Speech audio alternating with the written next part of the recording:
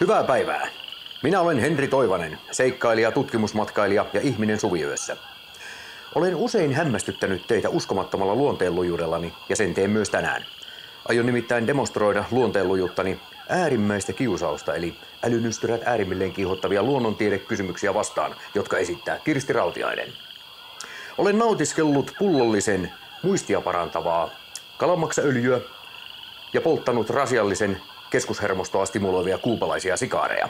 Ja aion silti pysyä lujana ja pitää suuni supussa. No niin, tietovisa kurtisaani, aloittakaa kysymykset. Mitä nimitystä käytetään kesykissoista, jotka eivät ole rotukissoja? Ei. Miksi kutsutaan silmän värillistä osaa? Kumpia likinäköinen käyttää plus- vai miinuslinssejä? Mikä eläin karikukko on? Ei. Mikä haaskalintu asuu aavikolla? Helmipöllö!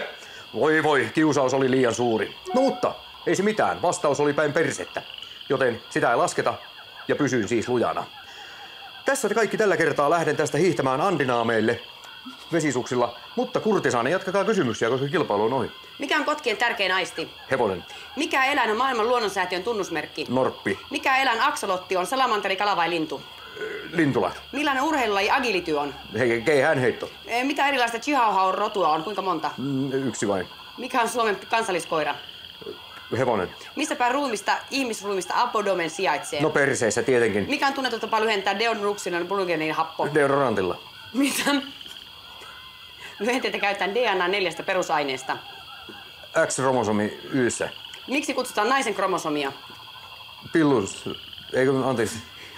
Mitä merkillistä synksrotuisessa kissassa on? Sillä ei ole silmiä. Mitä tarkoittaa, että kissalla on polydaktylia? Mikä on?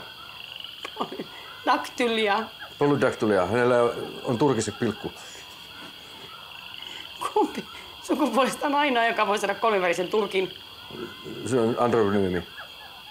Androkyyni, anteeksi. Mikä on maailman yleisin silmien väri? Harmaa.